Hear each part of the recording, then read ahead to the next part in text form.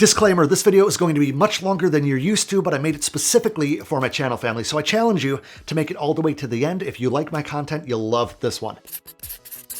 What's going on, guys? Adam Ivy, sellmusic.com, here to help you go further, faster in your music career by sharing proven marketing techniques and strategies to help you transform that passion for making music into a legitimate business that's going to provide you with freedom and fulfillment, two of the most important things in life in general. Now, this is a video that you guys have been asking me for. It's going to be a little bit longer than usual, so I challenge you to make it all the way to the end because I think that you're going to find an incredible amount of value in hearing this stuff. Now, this is a podcast that I did with my good friends over at the Morning Dinner Podcast, my friends Keem and Chuck.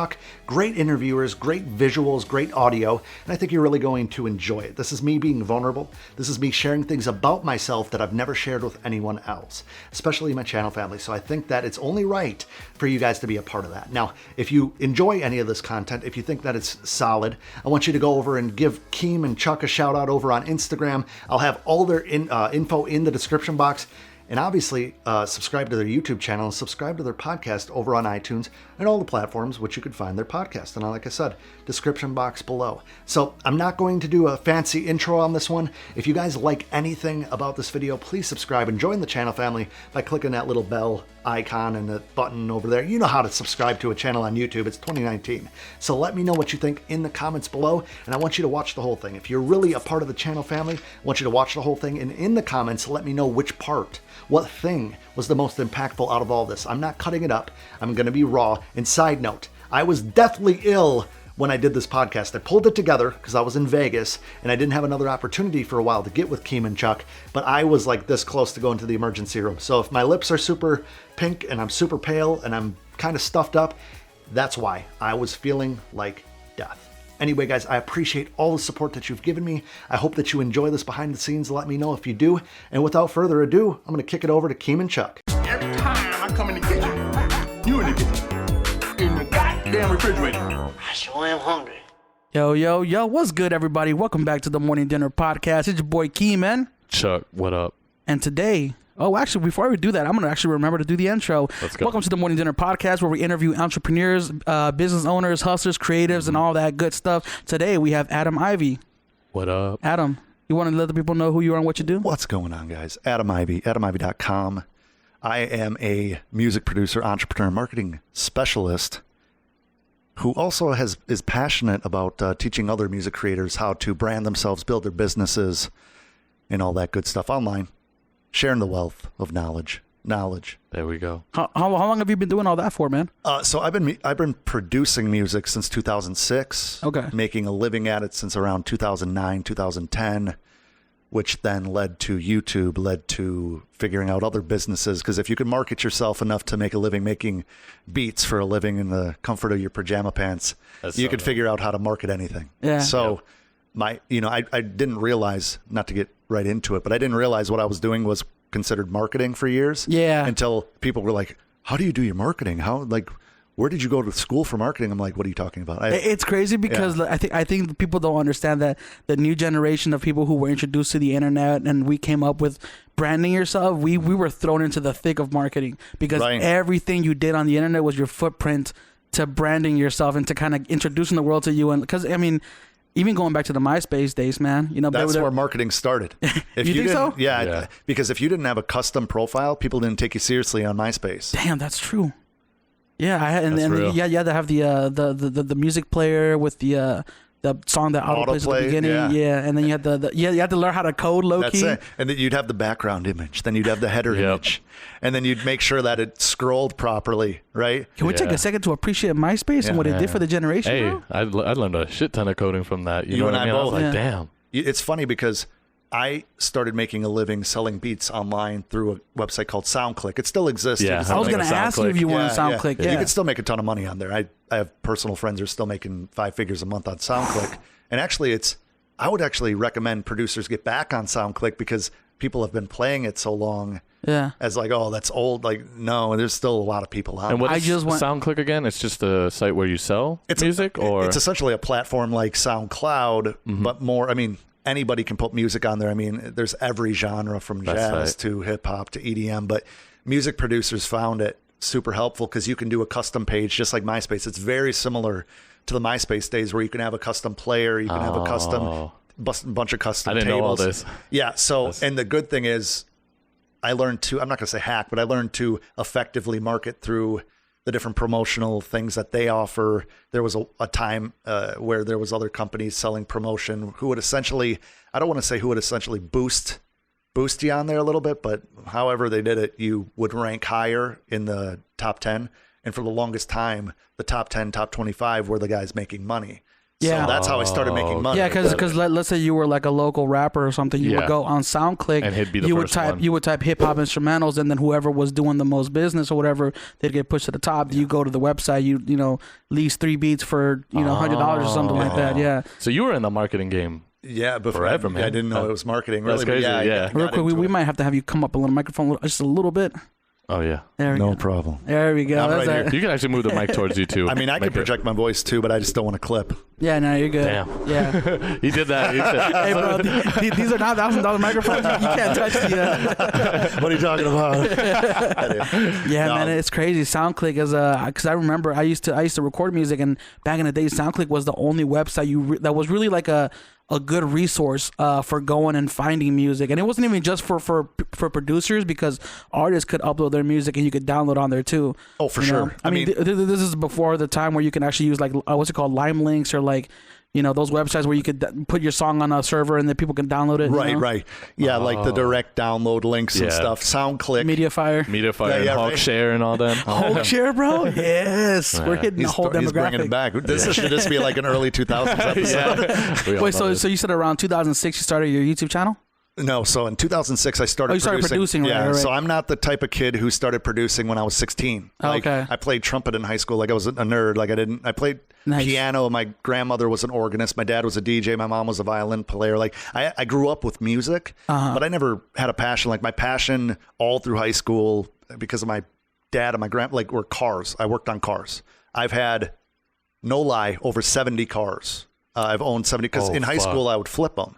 I would buy a car for $1,200. So you've had that hustler mentality for a while minute. I was now. literally about to say the same thing. That hustler mentality. That's crazy. Well, What's been your best flip, if you don't mind? So I don't have one best flip, but I will say this. I started with a 1993 Mazda MX-3 that I bought for $900. Okay. And I ended up with a twin turbo 300ZX that I paid like 16 grand for. Wow. So I went from nine, like it's not an instant thing, but if you take 900 and then you flip it into 1700, you take the 17, you buy something for 16, spend a couple $100 on detailing the interior wagon, like the basic stuff. But see, I could respect that so much because a lot of cats, you know, they say like, oh, back in the day you couldn't do stuff like that, but you were doing was things easier like to that. do it back You know what I then. mean? Yeah. It's like, I mean, I was no complaints. I started doing that when I was 15 or 16, and I would try not to register the cars. I would just tell them like, oh, I bought it for my girlfriend. I don't want to put it in my name because, and then I would just flip it. I would never legally own it. Right. I would drive it around for a week or whatever. Now, is there a reason for that, or is that like a I would tax have to pay reason? taxes on it. Ah, smart. So you can tell them like, you don't have to get it registered, or you just be like, oh, they're gonna pay the The registration. thing is, there's a window right now. It might be 48 hours. It might be a few days. I don't remember what it was back then. But if I bought a vehicle on a Sunday or Saturday, well, the DMV is not open Sunday. Legally, I could drive it because I have a bill of sale. If I would be pulled over, which happened a couple times, I would have the title in my glove compartment and I'd sign it before the cop got up to my window. I'd say, "Oh, officer, I just bought this yesterday," and I'd never date it. And then he was, "Oh, well, there's no date on here. Hold, I can write that here if you want me to. I could just bought it. Yes, you know, like yeah, you know, kind of plead ignorance a little bit, but very nice. yeah. Well, the thing is if I bought a $900 car or a $20,000 car, and then I have to pay taxes and tag on everything, and then transfer fees. Yeah, it gets a little harder to flip. It's much harder. It's a lot harder. I mean, that's. I was working I had so many jobs in high school. I worked at Best Buy. I worked at a tanning salon. I worked at East Bay in a shoe store called Rogan's Shoes. I worked all these different jobs, but growing up, I watched my dad hustle because my dad fractured his back in a car accident when I was an infant.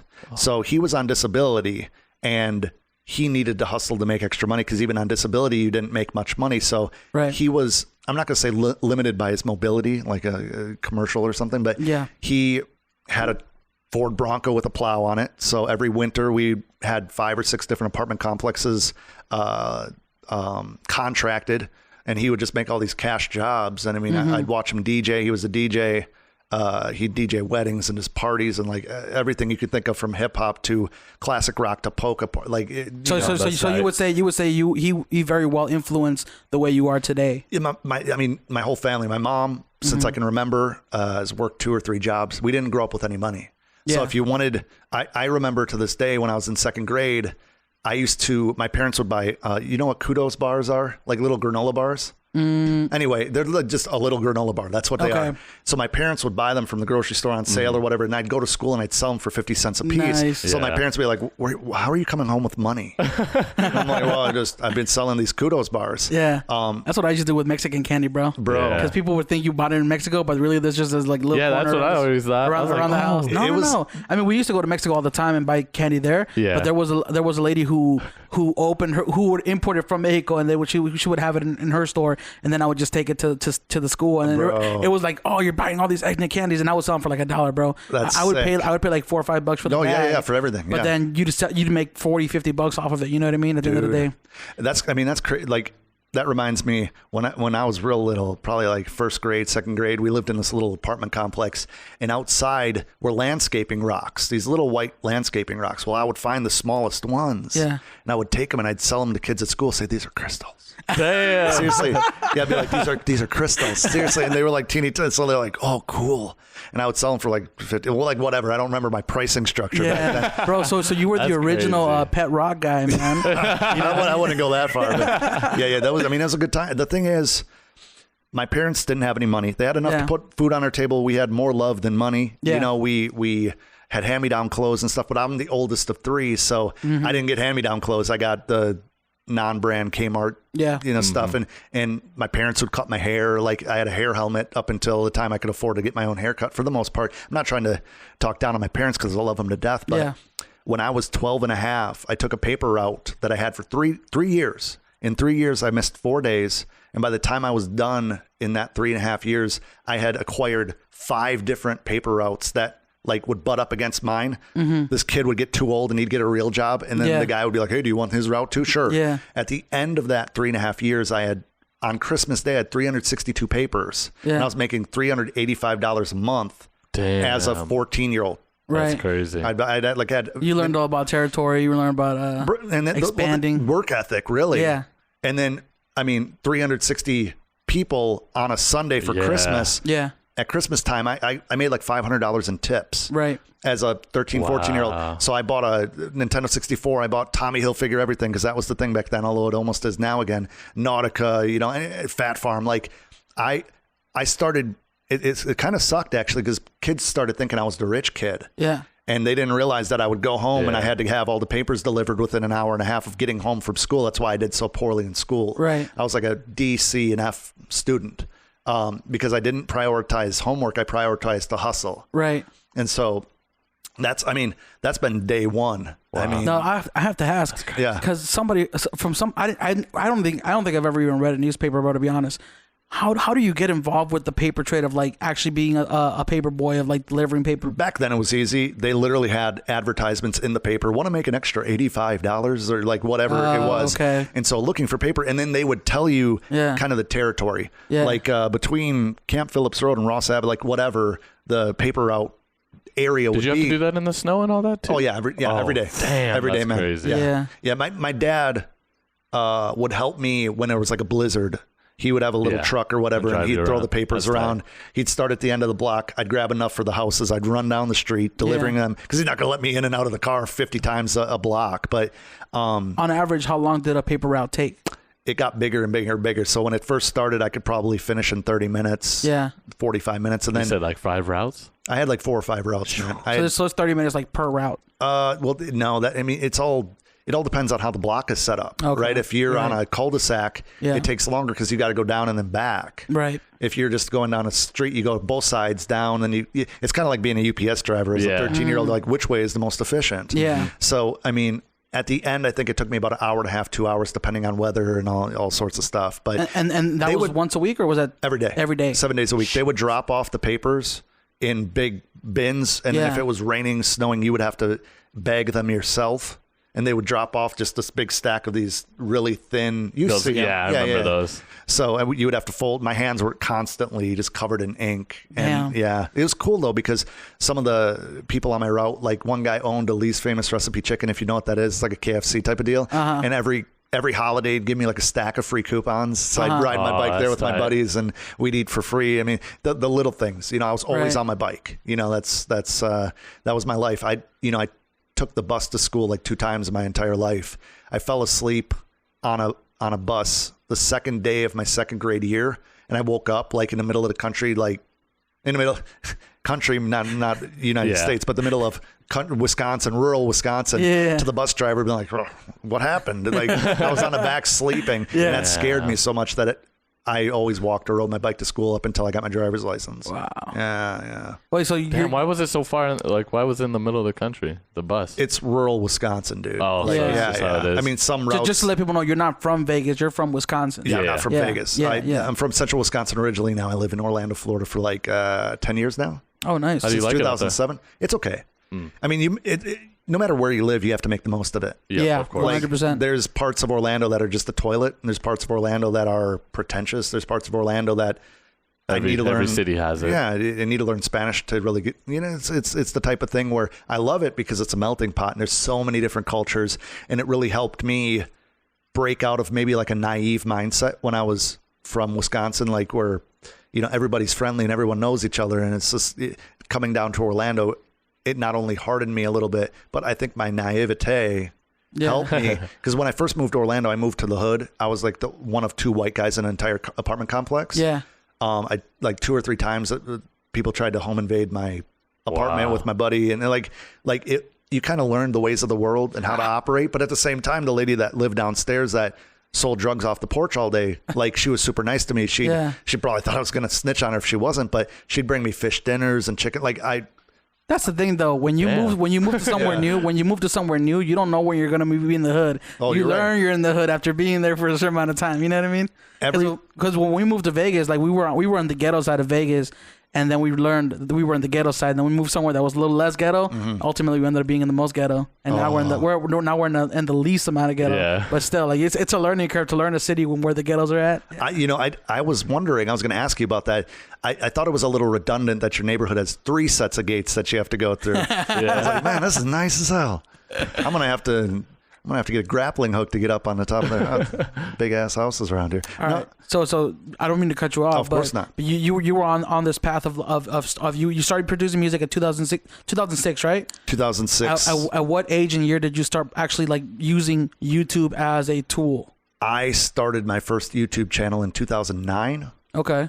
Just to try to connect with people because I didn't really know a whole lot of people in the music realm. Right. I was trying to get my name out there. I was super wet behind the ears. I had never really sold any music before. I mean, I did personally in Wisconsin a little bit when I first started making music. I moved to Orlando in 2007, not knowing anybody. I had never been to Florida before. Yeah. I moved in with a friend of a friend with $3,400 in my pocket that I made from selling a motorcycle that I had. Had a 94 Nissan Altima and everything I could fit in it. That's all I brought to Orlando with me. And, from getting down to Orlando, it really kind of opened my eyes to the fact that, okay, there's a little bit more of a hustle mentality here, and there's a market for beats and instrumentals and stuff. Yeah. I find it so funny now, looking back, I could have made just as big of an impact because I'm an introvert, dude. I do not go out. I don't drink. I don't smoke. Like I'm a nerd. Right. So I sit in front of computers all day. I learn marketing. I make beats. I try to have fun with it. Because I think that's how I first heard about you. YouTube? It wasn't in 2009, but it was definitely like, I want to say like 2016, 17. That's when I first heard about you. And it might have been one of your videos that went viral. I'm not sure which one, but that's how I first heard about you. Okay. And then we connected through Instagram, and I was like, hey, dude, you're just pretty tight. Yeah. Man. And then I started realizing that you not only did music, but you did like mentoring courses. You did your clothing line. You did a whole bunch of things that it was very geared towards a hustle state of mentality. You know what I mean? Where you weren't just doing one thing, but you were utilizing your brand and everything to kind of like use the internet to your advantage. YouTube has changed my life. I'm going to put that out there first and foremost. If I would have never got on YouTube, I wouldn't be here in front of you guys. Really? Yeah. Really. I've made hundreds of thousands of dollars doing marketing jobs for corporations because of a YouTube parody I did. If I wouldn't have done the red and yellow parody that went viral, like I wouldn't be here. Wow. You know, companies. What about that John Cena video? Oh, back when I was in shape. Hey, bro. I mean, that took off too. Honestly, brands reach out to me, because they see that I'm not afraid to kind of step outside of the box. I'm not afraid to make a fool of myself for the enjoyment of the viewer. You know, and when I first started on YouTube, there's probably 30 or 40 videos that aren't public on YouTube anymore because I tried so many different things. I tried vlogging. I tried a weekly like topical news show thing that flopped, that didn't get any engagement. And I realized it's too vague. I need to do something that's very specific and for a reason, with purpose. You know, parodies are fun. I love parodies. I started doing parodies because when I was growing up, I got made fun of so much because I was this little skinny nerd with a huge head of hair. Yeah. And I'd get beat up and made fun of. What I would go home and I'd listen to Weird Al. I'd listen to Adam Sandler CDs. I'd listen to, George Carlin, albums and stuff like that. And having that sense of humor and being able to go home and laugh and have my brothers in my room and do kind of like funny shows where I would lip sync the routine because I knew it so much, or I would like be silly and stupid to some Weird Al song or something and I'd make them laugh. That's why I started doing parodies, because if I can make somebody laugh, if I can make somebody's day suck a little bit less and look like an idiot, I don't care. Right. Because that's going to bring somebody enjoyment. I'm not going to say super deep and I'm like Mother Teresa of YouTube or anything like that. But at the end of the day, if somebody was depressed, and I've had people reach out to me and say, look, like I was super depressed. I hated my job. I worked at McDonald's, and that red and yellow video or the other video that you put out or whatever, like that was hilarious. And so would you say that your parody videos were the first step into you realizing how to give people value? Yes and no, because I did some beat making videos, and the beat making videos did help in building the brand. It helped in getting traffic to my Soundclick, to my MySpace. And through that, it was a good vehicle to build my Adam Ivy brand as a music producer. And there's so many people that would subscribe to my channel for that, but then that was nothing compared to the people that would subscribe to the funny stuff. And then that's when I started understanding from a marketing side that emotional triggers are so important 100%. In whatever you're doing. If you can't get somebody to feel, you're not going to, the saying like, oh, I feel you, like that's important. Right. Because people don't share mediocre content that, oh, that's cool.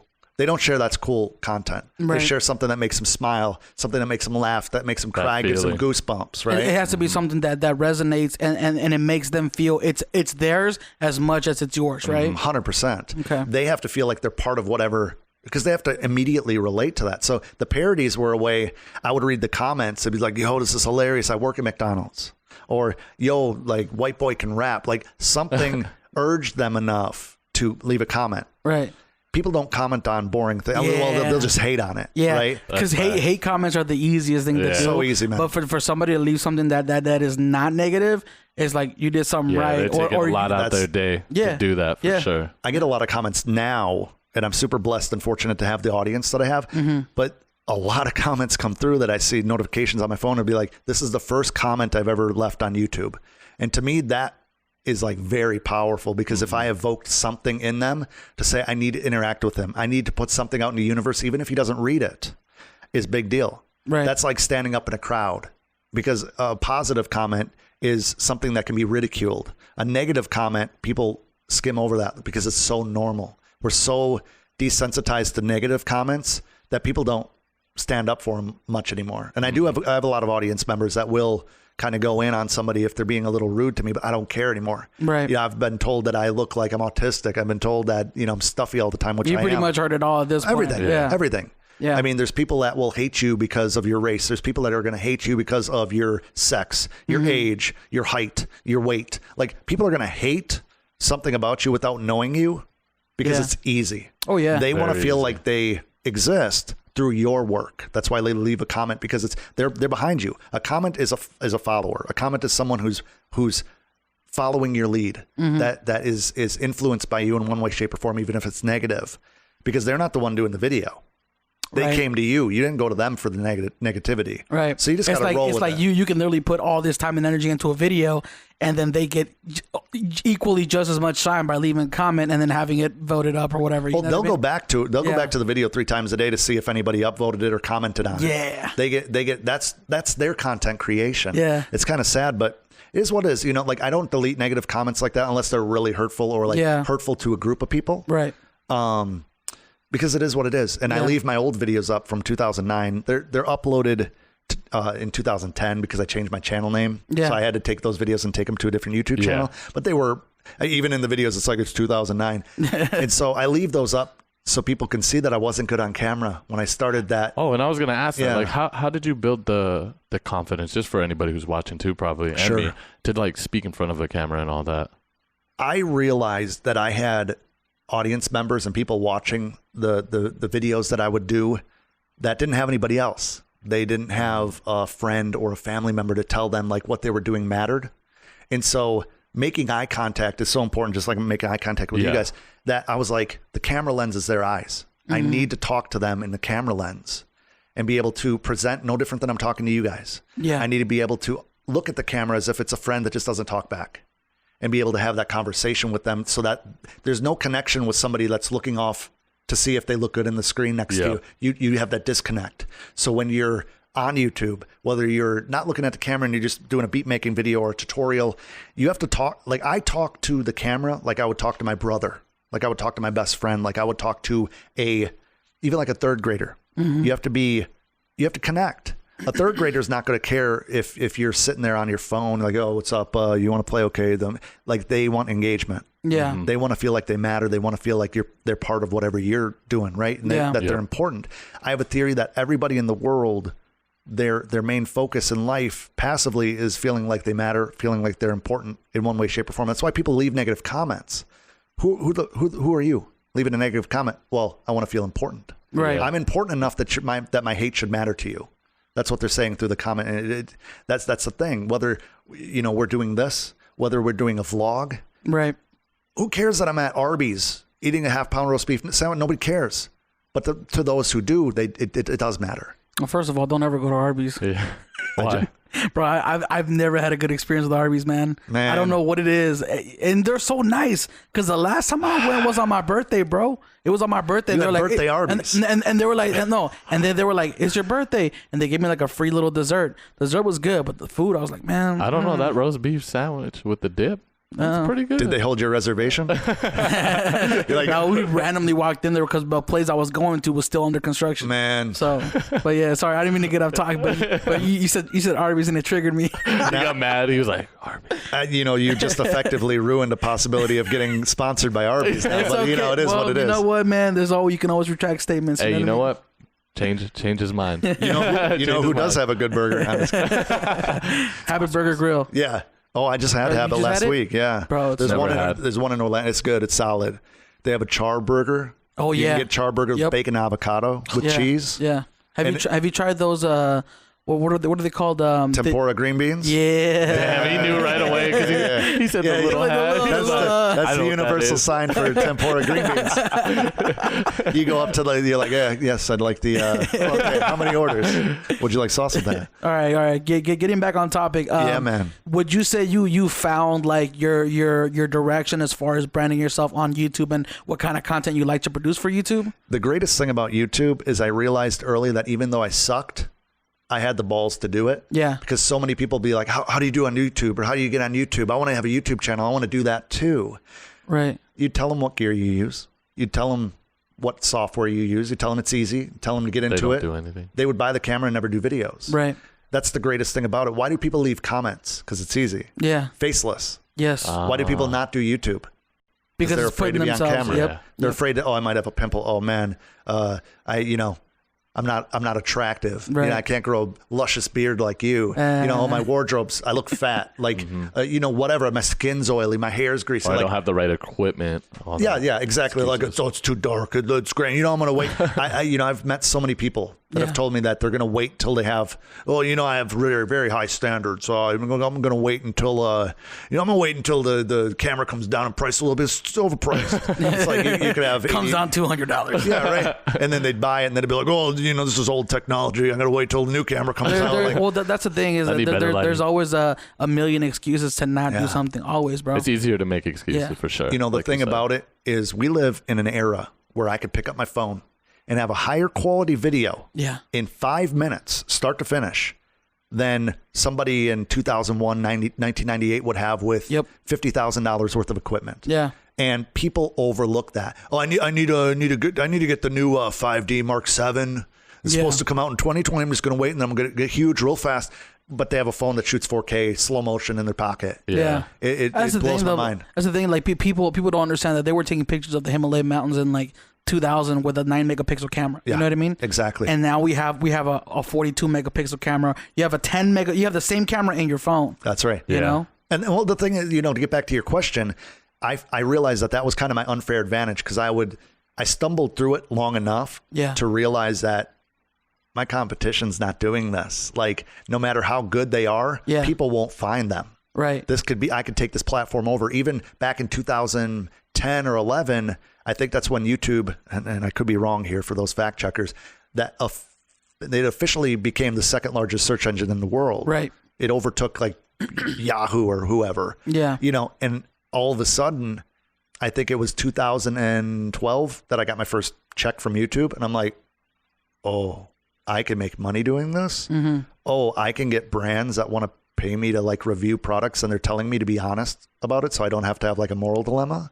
Like, okay, game on. Like affiliate marketing, like all this different stuff. And I have like a moral compass where I've done a couple videos in the past when I was first getting started for the money. Right. Oh, we'll give you $400 to review this and tell it this. And I'd do that and I'd feel like such a scumball that I'd get in trouble with the brand because I took the video down.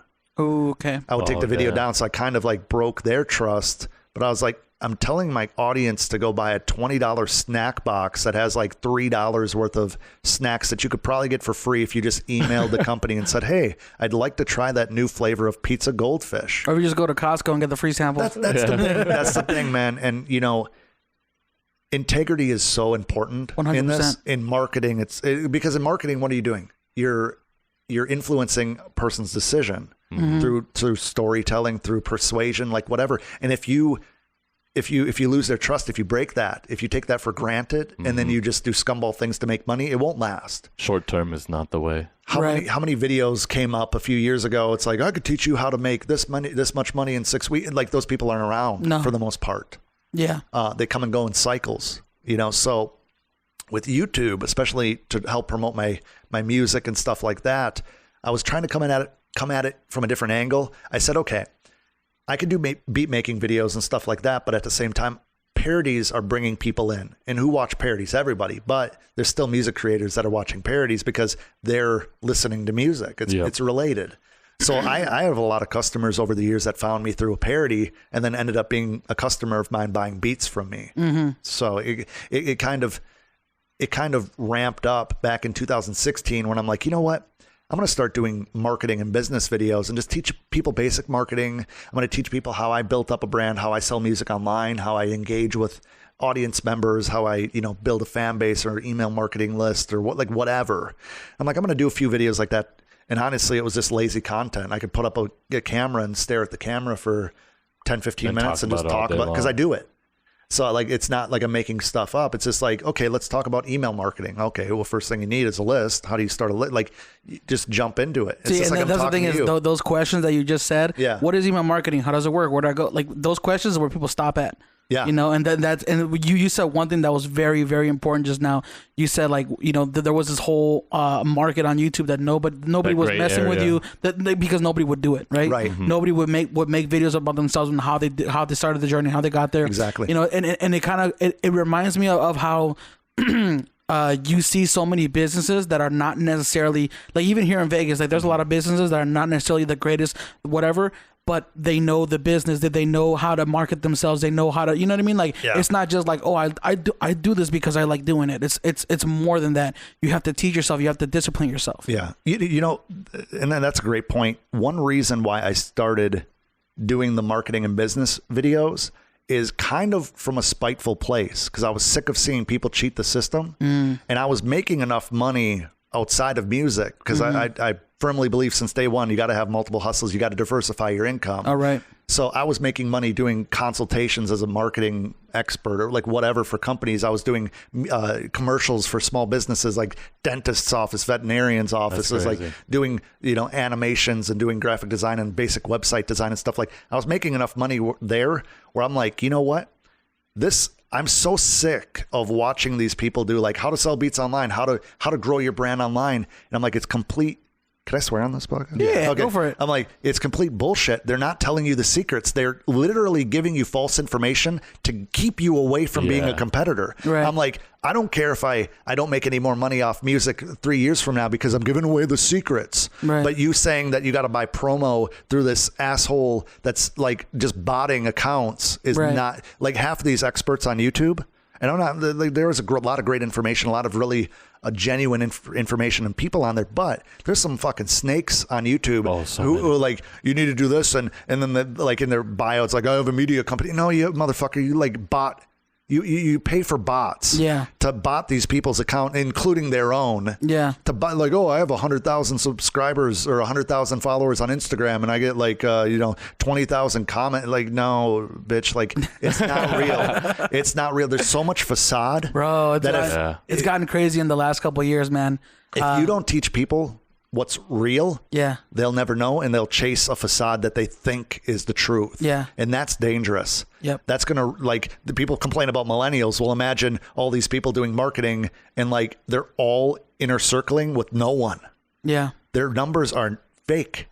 If you have 40,000 Instagram followers and you're getting like 5 organic likes on your shit's broken. Yeah. Obviously Instagram only shows Instagram's algorithm only shows your post to 10% of a segmented audience. And it hurts you. It does hurt. Yeah.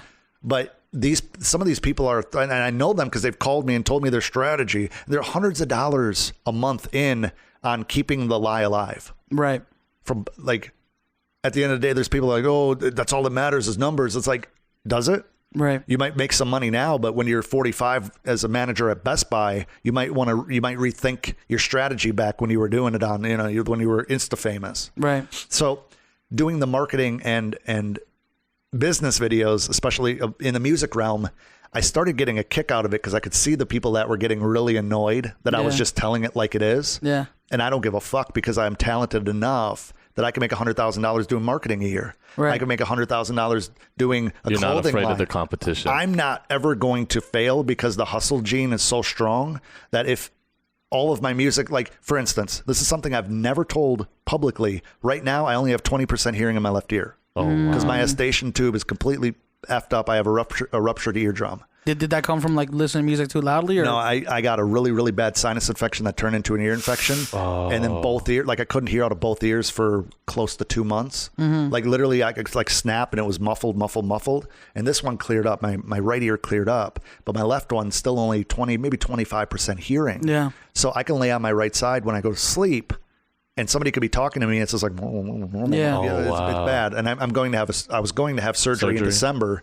Now I'm so busy. It's like, is it like a 50-50 chance or is it 100% going to fix it? It's going to fix it because they're going to install tubes. I was gonna say in the meantime, just pan it to the No. It's, you know what? That's one reason I've stayed so busy doing marketing and business videos. I'm still doing music because you learn to adapt to a mix. You're like, okay, I can still mix, based on experience and stuff and have it. I have friends that'll reference it and stuff. Mm-hmm. And I'm like, okay, this is fine. Wow. Especially because of presets. Over the years, I have like everything in sessions where I know what it sounds like, Yeah. But at the end of the day, when I was in first grade, I was legally deaf in first grade. Oh, wow. I had both of my eardrums had ruptured from ear infections because I've always had issues. And so they put little teeny tiny plastic tubes in my ears. That's how they fixed them. They let the eardrum healed and the tubes allowed flow of audio and even air and stuff through from this sinus cavity out to the ears. Anyway, not trying to make this podcast all boring, but no, that's this is super dope. I never knew that, bro. Yeah. And then to kind of know that about you, like knowing what you've accomplished, because a lot of people were like, oh, I got an ear infection, I guess I can't do music anymore. You know what I mean? Like, it's just good such to hear. man. There's no excuses. There's no excuses, man. No, and that's the thing is like, okay, my hearing is not the greatest right now. What can I do to stay busy and just kind of step away from music a little bit, because I'm still getting paid on stuff I've done, and I'm getting paid from other things I do. I don't need to hustle 24/7 to try to make more money selling beats online. And I've already established relationships where I could send them stuff, and I have a catalog built up of things that I never released that I have. It's like fresh content to the world that might be a year old to me. Right. So I'm like, I'm going to do business and marketing videos and just teach the secret sauce, because in my opinion, I don't have competitors. Even nobody can make my music, right? Obviously music can be generic and you can follow styles, and I'm not the greatest producer of all times by any means. I don't even think I'm in the top 50% overall, but my music is my own. You know, I don't follow any other marketing and music guy on YouTube. I don't watch any other videos. I don't subscribe to that. Right. There might be a couple actually that are buddies of mine that I do just based off support, and they have good information, but I don't watch them to learn. Yeah. This sounds kind of ignorant, but I don't watch other people to learn, because a lot of them are regurgitating content, regurgitating what they heard Gary Vee say. You'll start sounding like them. That's it. Same with music. Yep. I don't listen. I listen to new music, but I try not to take influence from it. You want your music to stay current and stay relevant, right? But you have to have your own style, unless you just want to. I mean, you could be a copycat. I mean, there's plenty of people making $100,000 a year as copycat producers and artists and all that good stuff. Well, when you say copycat producers, do you mean like somebody who makes like a Drake type beat? That's a whole different story, because the type beats thing went from that to now it's just a pretty decent strategy on like YouTube or whatever. Okay. They'll say like Drake type beat, Lil Uzi Vert type beat. Like, it's really just giving the artist that's in that vein an easier access to that type of beat. I used to kind of publicly talk down on that, but over the years I understand that there's a place for it. Now, do you have to do that all the time? No, but some of the bigger names have made that so popularized that artists now go and they say, well, I kind of sound like Post Malone, so or Post Malone type beat or like whatever. Right. And so I get it. It's a marketing strategy. Yeah. You know, so I'm not going to hate their hustle. Yeah, man. I mean, there's so much opportunity out there that it's not even worth trying to compare yourself to who you would deem your competitors. Right. That just takes away from creating. That just takes away from trying to push your brand forward. And, you know, the whole branding thing is kind of played out right now. Like, oh, you got to be your brand. But at the end of the day, it's true.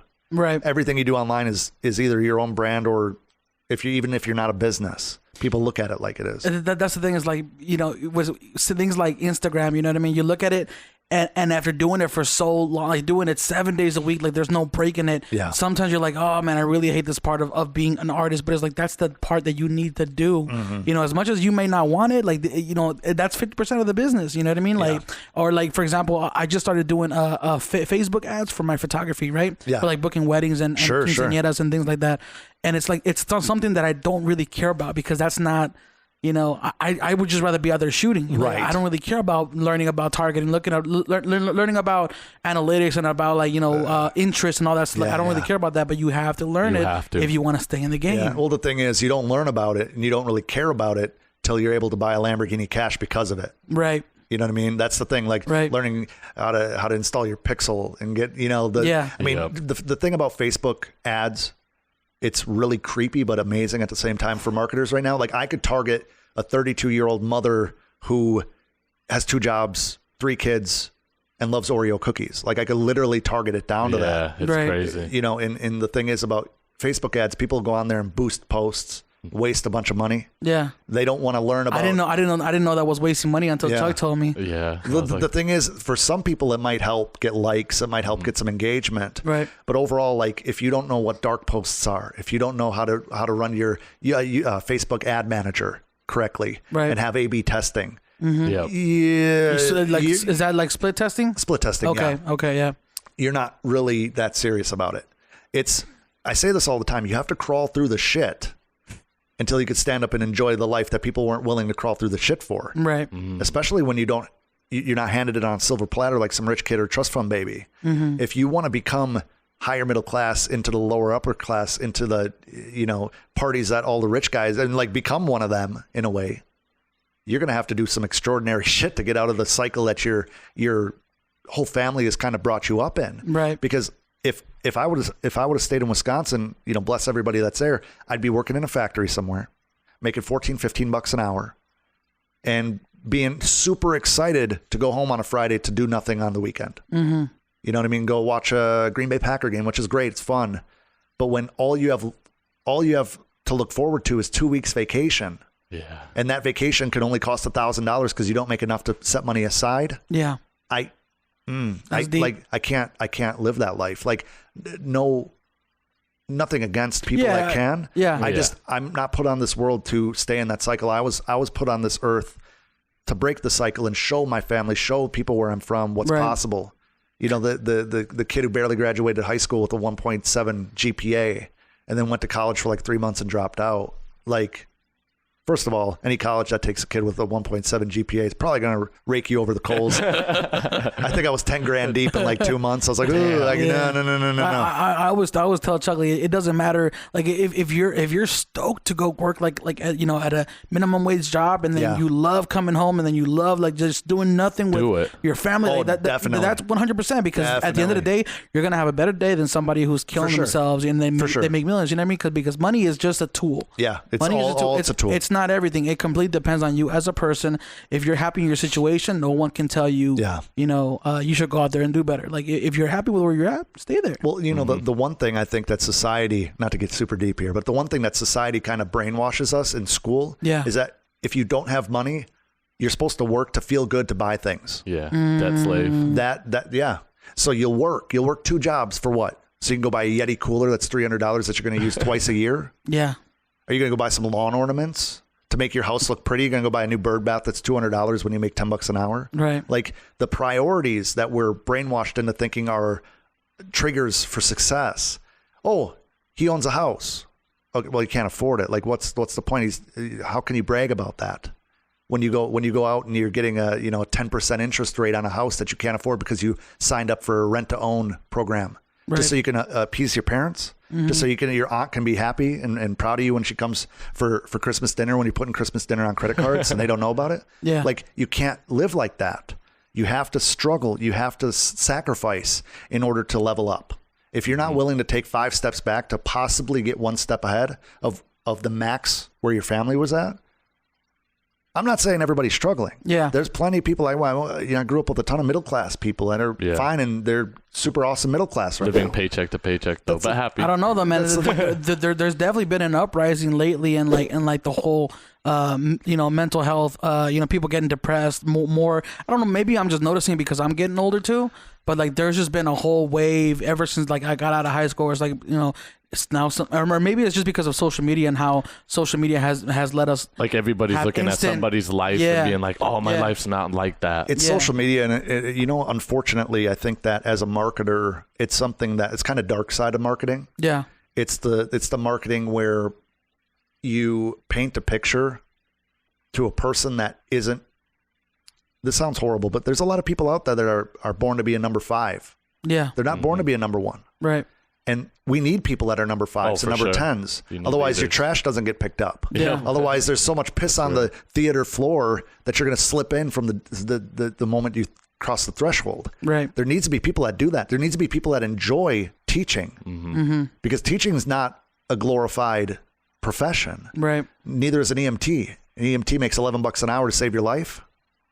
You know what I mean? Like, wow, I didn't even know that. A cop can pull you over that went to school for 6 months, and then you got to hire a lawyer that went to school for 12 years and pay him $10,000 to get you off something that was unjustly put on you. Like, there's things in life that don't make sense. Yeah. And you just have to accept that, because if you go through life bitching about it, you're just part of the system. Mm-hmm. I'm a firm believer that you need to advocate for things that matter to you, but you don't need to waste your life bitching about it. Right. It is what it is. Get real. And fucking move on. I like that so much. That's the thing. Because, I mean, the thing is, I grew up relatively poor. I don't want to say that I was homeless for a while when I was 17. I'm not going to say by choice, but my parents went through a divorce. I wasn't financially stable. My parents split up. There wasn't a place for me at a little moment of time, and my grandparents couldn't. That's a whole different story. Yeah. But, you know, when you're couch surfing and you're seeing your friends sitting there smoking weed on Friday, Saturday nights, and they're totally cool with that, and they're cool with working at a hardware store, and they're like, oh, maybe, you know, in 2 or 3 years at this projection, I'm going to be an assistant manager, man. I'm going to make a couple dollars more an hour. Yeah. I'm going to be able to buy that used Corolla. Like, it's crazy how hard people work for that extra $2-3. Dude. And yet they could be taking their skills. They could jump online, and in 6 months, if they really applied themselves, right, they could be making more money than their parents. Well, that's the thing, man. To do something like what you did with taking a risk in yourself, people are not willing to do that much because they are so comfortable with the fact that, like, well, you know, if I quit my job right now, I may not make money for a while. Yeah. But if I get my job right now, I'll be able to work every day, and I'll always have that paycheck coming in. You know what I mean? Until it doesn't. No, I mean, people value the job over the value of themselves. Yeah. They look at the job as if they need the job, when in reality, on paper, the job needs them. Yeah. They got the job because the job needed somebody. Right. And they fit the seat. They don't need the job. They need the money. You know, they need the freedom or the responsibility that's checking off on that box. And don't get me wrong. Like I said, there's nothing wrong with having a day job if you enjoy it. Mm-hmm. If you get fulfillment, if you learn from it. I mean, I highly recommend a lot of people get day jobs in the field that they're interested in to learn for free and get paid for it. Well, that, and also to help them fund the things that they got going on in their business. Instead of, I see so many people, and it kind of bothers me, so many people that are in their early 30s, late 30s, whatever, you know, and they're like, I need to go back to college. Right. No, you don't. You don't need to spend $80,000 to get a worthless audio engineering degree. Hey, man, shut your mouth, Chuck. I look straight at you. Hey. Bro, I was 18. I was not 35, right? I went to the Art Institute, and the Art Institute is different. I regret it. Okay. 100%. But it's only, and it's not because they didn't teach me enough, but it's not you already anything. knew everything too. It's not anything that I could not have learned from going to Adam Ivy's YouTube channel. You know what I mean?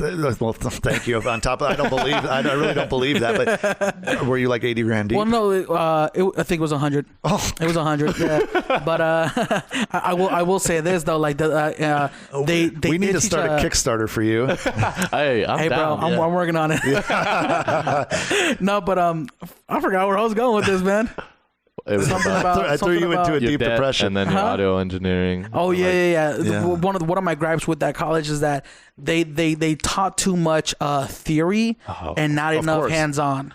Well, now we lost another sponsor for this. You know what I mean? No, bro. Arbys and the Art Institute.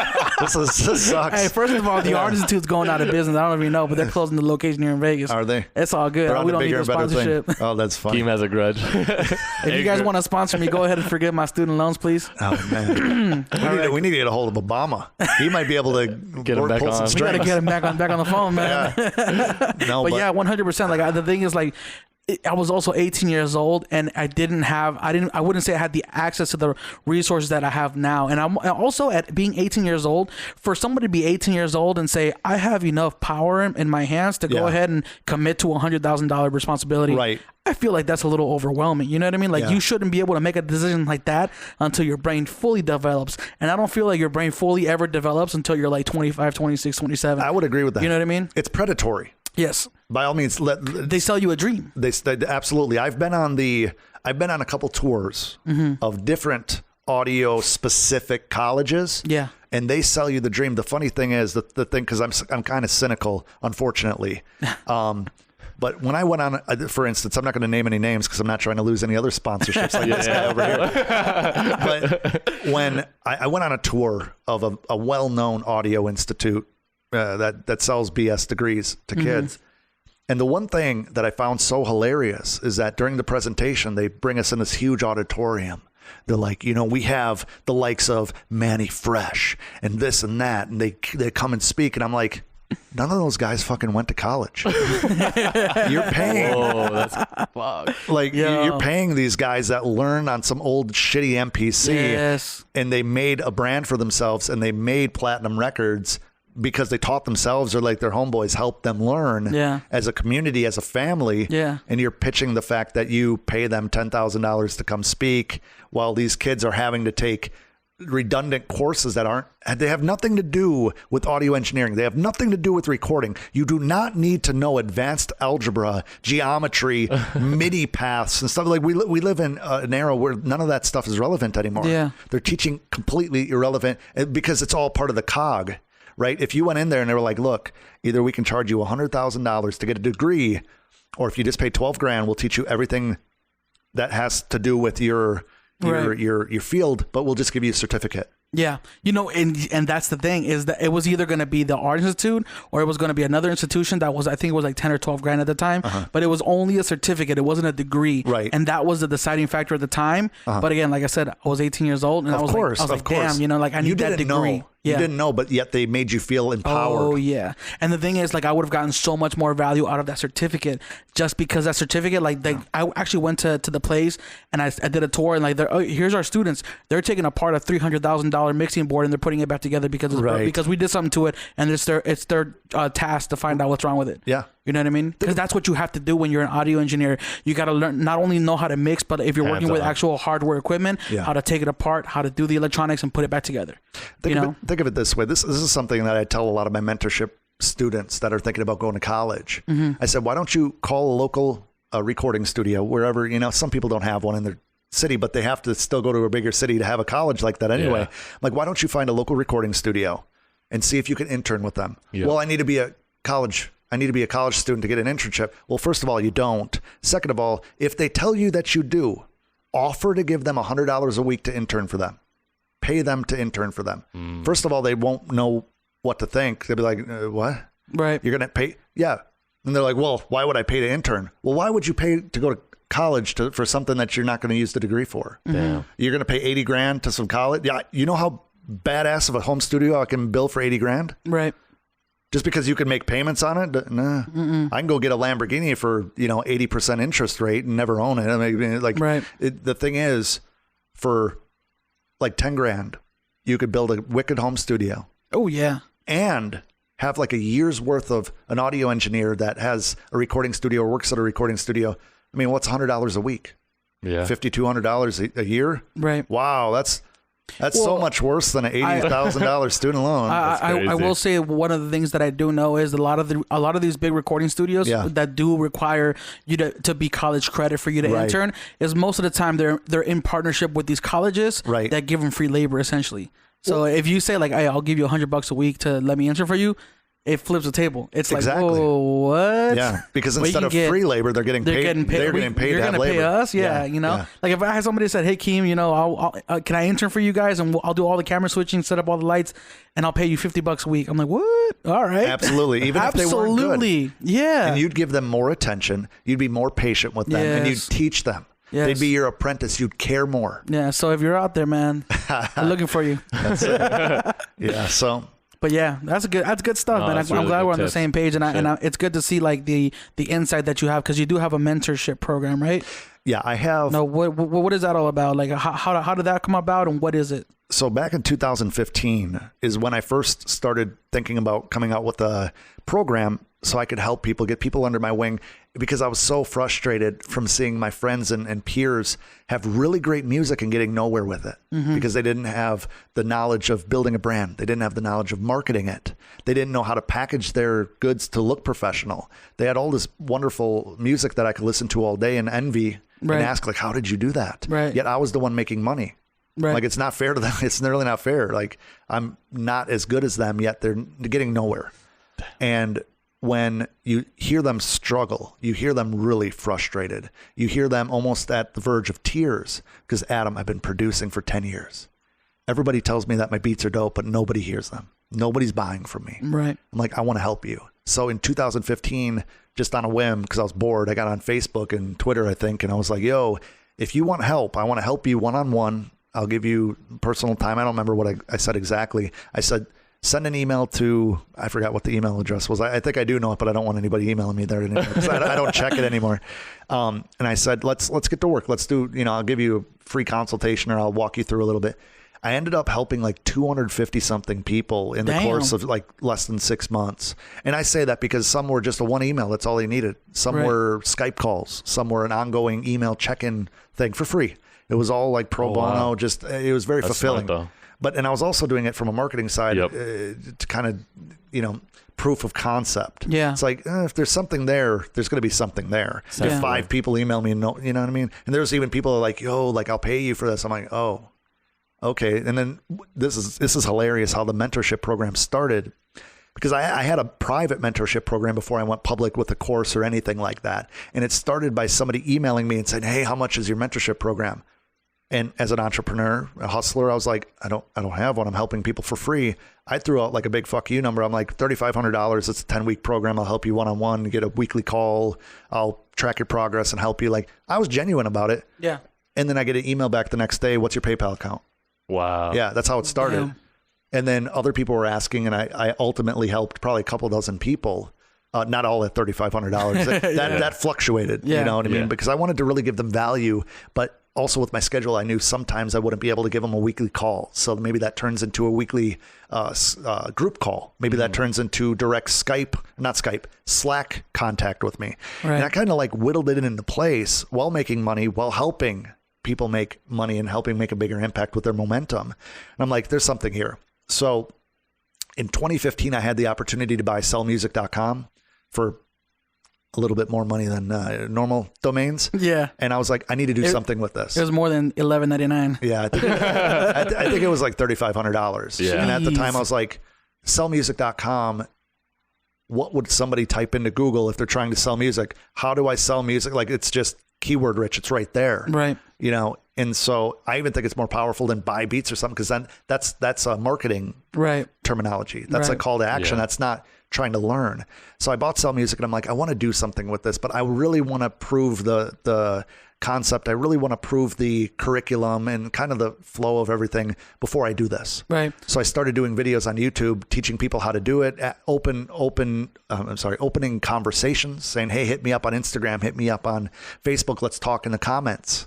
And then all of a sudden, my YouTube channel started really growing faster and more consistent than usual. Right. I'm like, I have something here. And it was well over a year before I ever offered anything paid again. In fact, I closed down my paid mentorship program. I would direct people to specific YouTube videos.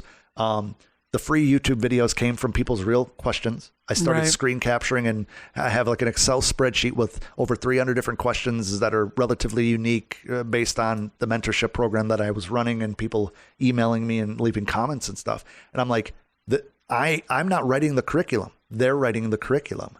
I'm just answering the questions. Right. And then it got to a point where I was starting to get like 20 to 30 DMs and emails a day. And I just couldn't, even if you spend 5 minutes, which is like a half-assed response for most of them, I don't have enough time in the day. I could literally sit there on my computer all day and it'd be like a full-time job responding. So I'm like, how do I separate myself?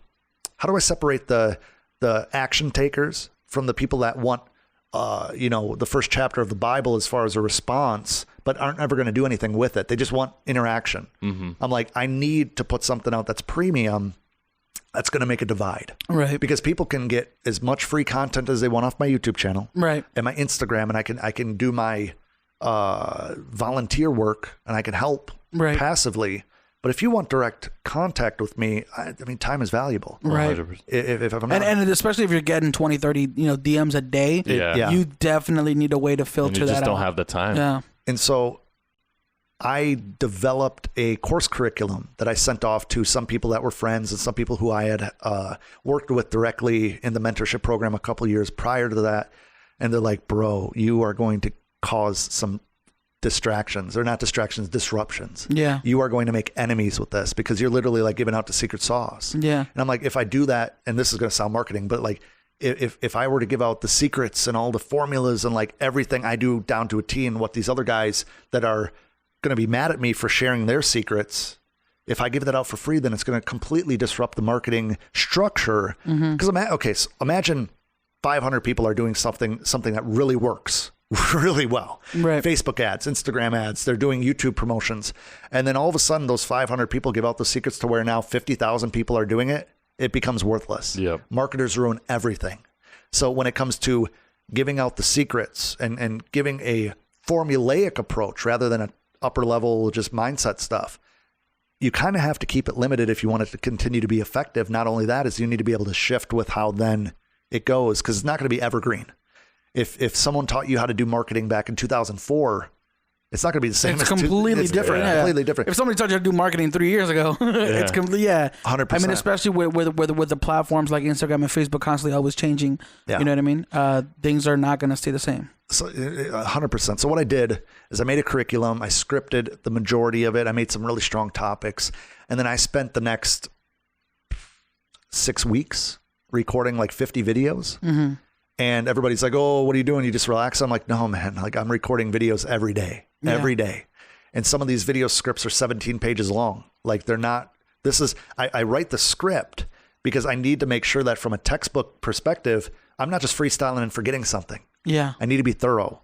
So I'll freestyle in between some paragraphs and stuff and fill in the gaps. And then I have a mastermind group that's private that I have direct access, and they have direct access to me. But it's a premium course, no different than, you know, I don't need to sell this stuff to make my money, but I need to sell this stuff to kind of separate the doers from the freeloaders. Right. And I love my freeloaders because they subscribe to me on YouTube and they engage, and I hope they all make a shit ton of progress and a shit ton of money with my free content because they can. Right. And I feel well, realistically, I feel like they can just because a lot of people, all they need is that fire. You know what I mean? The basic tools as well, and they can do it. But there's some people you can give them the gold, and they'll be like, I still don't want to. Like, what? Could I get a little bit more? And you're like, I gave you everything. I gave you. Well, you know, Adam Ivy taught me everything, but you know what? My city, they don't really want to pay the price that he charges, so I got to go where he goes. And that's the thing. And you know, like this is just the beginning of something really, really huge and bigger than me.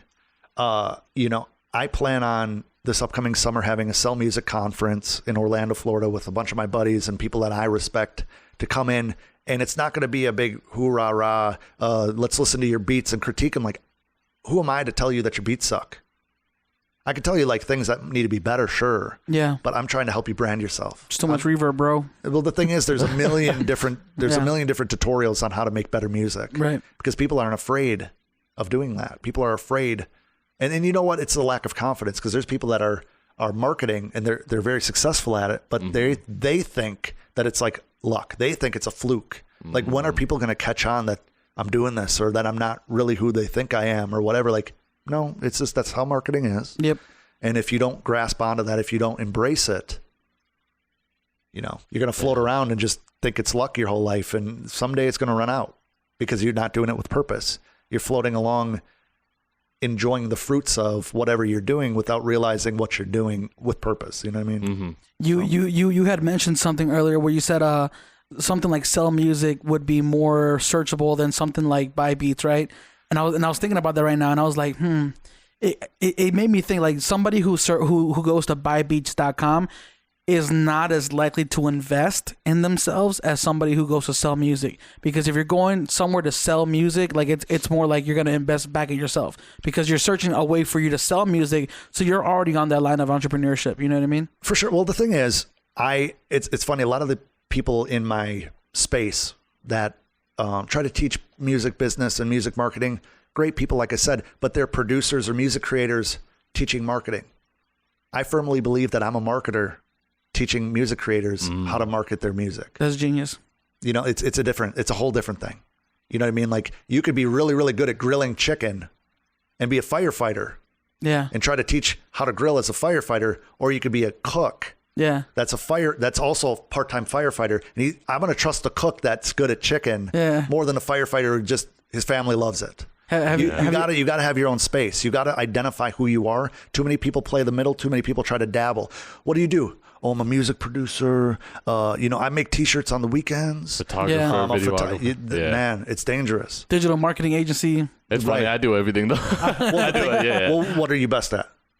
Shit, I don't even know yet. You got to figure that out. Yep. Because until you figure that out, and you want to know, you need to decide what your reputation is. Mm-hmm. People like float. They're like, you're in control of your reputation. Yep. You're in control of your perception of public perception, right? No matter what you dress, how you do your mustache, you know, how you have your hair. It's all up to you. You know, we're living in a country where sometimes we feel so divided, yet we are in charge of how the public perceives us. Oh yeah. Right? If I come in here and I'm dressed completely different vibe. If I come in here with like a do-rag and like not even. If I come in here in a red tuxedo with gold hummingbirds all over it, you're going to look at me like, man, this guy's eccentric. This guy, like, what is he up to? I want to be like, damn, this guy's not signing the waiver. Right? But that's the thing. You know, like a lot of people will jump to like, oh, if you dress ghetto, if you dress like hood or urban or like whatever adjective that you want to use for that or verb or whatever. Like if I come in here with like glitter on my face and I have like frosted pink tips and like, you're going to get a perception of me that might not be a true representation of me. That's why I stopped wearing fitted caps in my YouTube videos, because I don't wear fitted caps in real life. That was like a prop for me to kind of like hide my face and be something I didn't think, but being something that I thought I needed to be in order to fit in. And I learned quickly that becoming myself, embracing my flaws, embracing who I was. Yeah. That's myself. That's only myself. So, and I feel like that's something that a lot of people struggle with, like myself included. And I'm pretty sure Chuck does too. Self-identity, right? Like how do you find out who you are, what your services are supposed to be, and what your purpose is supposed to be, right? Like, I don't know. Do you just ask people around you, like, hey, when you look at me, when you look at my website, you look at my Instagram, what do you see? Do you see a photographer? Do you see a videographer? You don't need other people's input though. You are who you are when you're not trying. Like when you put in the effort to do something you like doing. What makes you forget to eat? We're podcasters, bro. Oh. Think about it. Like what makes you forget to eat? What makes you forget that you need to go to sleep and wake up the next day? What makes, is that photography? It's photography. Is that editing photos? It's editing photos. It's editing video, and it's also finding a way to get more business. And do you find a lot of fulfillment in that? Oh, 100%, then that's bro. Who you are. It's one of those things where I've told Chuck this before too. Like if you had $1 billion tonight, would you still be doing a podcast tomorrow? Oh, yes, I would. You'd have a badass but podcast. It would be a bigger studio. It would be better equipment. Right. But I would still be doing this, right? Like that's how I feel.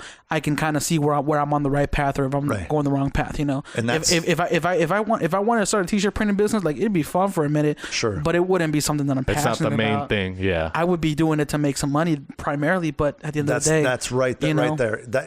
So many people chase the money grab. Yeah. Because they see other people doing it. Yeah. I've done it. You know, the thing is, legacy is more important than the money. Think about it this way. Okay, so I made music I still make music, but I've been doing music since 2006, so 12 years. It's going to be 13 years in October. If I die tomorrow, are there people going to like go dedicate a park because I made dope beats? No. But if I could teach 1,000 people how to make a career, how to spend more time with their kids at home because they're able to do music full time or have a supplemental income to where they don't have to have that shitty second job. Yeah. They can come home and make music. They can have dinner with their kids after school every day, ask how they're doing, and then say, hey, I got to go make beats for 3 hours. Your wife's going to be a lot more open to that. I mean, or, you know, whoever. I'm not, you know, trying to paint the family structure in America or anything. But the thing is, if I come home and I'm fulfilled, I'm a whole different person. If you're depressed, you're not the same. Money doesn't matter. As long as you could, I mean, if you don't get yourself into debt, you don't have to make that much money hypothetically to live a fine life. There's people that are living in tiny houses and 1-bedroom apartments that are happier than me. Yep. Because they found fulfillment in what they do. I don't care if they work at the gardening center of a Home Depot, if they love gardening. Yeah. If they find that their knowledge base, maybe they went to school for botany or something, right? And then they're like amazing at gardening. Right. That could be their strength.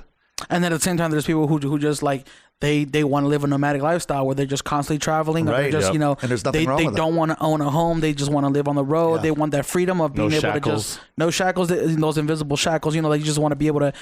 It's Tuesday. I'm gonna go take a little road trip because I can. You know what I mean? Like that's freedom. That's exactly, and that's it. Completely depends on the person and the way they want to, you know, live their lives. Yeah, you know, I think that people are depressed because they don't know who they need to impress. Yeah, they're trying to live up to other people's expectations. They're depressed because they don't have an identity, like you were saying, and yet they push so hard to try to have a. Maybe it's deep to me. Well, I appreciate that. You know, the thing is, they don't know who they need to identify as to get the most attention. Yep. And that's the sad part, because when they go home and look at themselves in the mirror, especially females, I find like I feel truly saddened by the attention grab that females are really going for, especially the younger females on Instagram, on Facebook. You should like the recommended who you should be friends with recommended, and like every chick has their makeup done the same. Every chick is showing like way more of their body than probably needed. Every chick has the little bunny ears. It's, oh yeah, like bunny Snapchat face. filters. Oh my God, and the thing is, live your life, absolutely, but don't find value in other people's validation. Yeah, and we all do it. We all chase it. Yeah. absolutely, And man. when you can really separate yourself from that, Yeah, at the end of the day, when you're like, I'm eating a $50 steak and I don't need to tell people about it, yeah. you're all right. And people need to also understand that when they go into something like social media, they're going into it with their perception only. So Right. like if I see somebody who's also a photographer and oh my God, like I feel like their photos are way much better than mine, and I'm comparing, I don't know what they're going through. They may be looking at my photos thinking the exact same thing, but because they don't comment me, we don't talk that much, the communication isn't there, and it's completely up to your perception on what to take away from that whole situation. Quality, style, aesthetic, it's all subjective, completely subjective.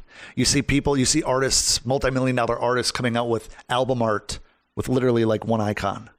And then you see other people that are spending tens of thousands of dollars on this like paintings, amazing mural or like photo shoot or something. And to them, that's what represents them. Yeah. You got minimalists and you got people that want to live with so much abundance that they'll never be able to enjoy anything they buy because they already have a pile. Mm-hmm. They'll have 5 cars, but they don't drive the other 4. Right. They drive one primarily, and then the other one's like a every other month weekend thing. Why do you own it? Like what? Mm-hmm. I get it because I'm a car guy. Like I'd love to have a fleet, but those are things that are nice to have if you can afford. Like if and I learned this now that I'm older, because I'm making payments on my car. You know what I mean? Of course. But that's because I also valued a car more than I should have at the time when I got it. But it's like I'm starting to realize now that I'm older. I'm like, you know what?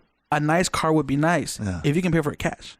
That's it. Like pay for it cash and then don't have that debt on your back. Right. Because now that you have that debt, now you have that responsibility of like, oh crap, now I need to do whatever it takes to make the money to pay for that responsibility. Yeah. As opposed to like, oh well, because now I don't have time to enjoy that. Now I have to go work. I have to go freelance. And I have to go pick up these gigs that I didn't want. Yeah. Because I have something that that I acted out. Yeah, I think that true financial freedom isn't a number, isn't a goal. Yeah. It's when all of your expenses can be auto deducted out of your account and it doesn't affect you. Yeah. You don't have to wake up stressed out and check your bank account. Yeah. Oh, did that car payment come out today? Oh, I thought it was coming out tomorrow. I don't get paid till Friday. Yeah. And see, I finally just hit that in my life. So it's like, it's the first time. It's a blessing. It's crazy. Like a lot of people don't understand, like I'm not like, rich. Right. But I literally don't stress. Like I can literally just chill. You're good. And be like, hey, like I'm not afraid of bills or anything. Right. Like my car, I get a hoopty, you know what I mean? Because I don't want a car payment. But it breaks down a lot. Yeah. But I'm not like, usually back in the day, I'd be like, oh my God, like this. Yeah, you're ruined. I'm just like, I'll just rent a car and I'll just bring it to my homie and and repair it. And it's like, it's crazy because that was literally my most stressful thing, is not having money. Right. Because it was always like, I'd worked so hard for nothing. But now I finally have like, decent freelance gigs, all that. And I'm working. And it's just like, it feels really good. And I think it's that thing, like I'm not greedy. I'm not chasing the money. Right. But that financial freedom is probably one of the, and stress is the most important thing. Stress-free life, that probably will make you live the longest. 100%. Yeah, I find it ironic that the money comes in abundance when you don't need it. Exactly. It starts flowing when you don't worry about it. That's everything in your life, bro. Mm-hmm. Everything comes to you when you're not looking for it. Unless it's Arbys. Oh shit! It came back full circle, y'all. He's waiting for it. No, but I do notice that like when you're not actively looking for something, it just finds its way into your lap. Man. It's like, whoa, where'd you come from? Yeah. So I mean, you've worked with a bunch of people in your professional career, from mentoring people, from producing music. Do you have any like crazy stories that you'd like to talk about?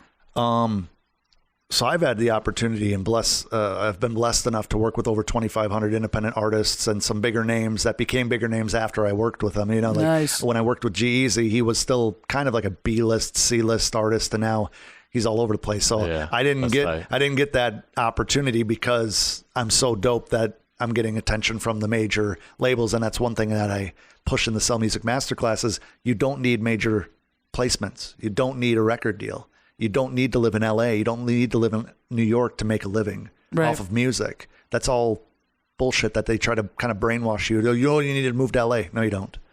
Do you want an $1,800 a month studio apartment when you're living in like Elgin, Illinois, and you can have a house for $600? Like rooms. That's the thing. That used to be that I remember growing up, and that was the dream of like, okay, well, we got to make it so that we can move to LA, right? Yeah. Because that's where everybody's working. Everybody who's a working professional is in LA. Like, yeah, that's true. Yeah. But they've also got the most amount of bills. They have to be making the amount of money they make to maintain that. Mm-hmm. Before I get to my story, I'm gonna build on what you just said.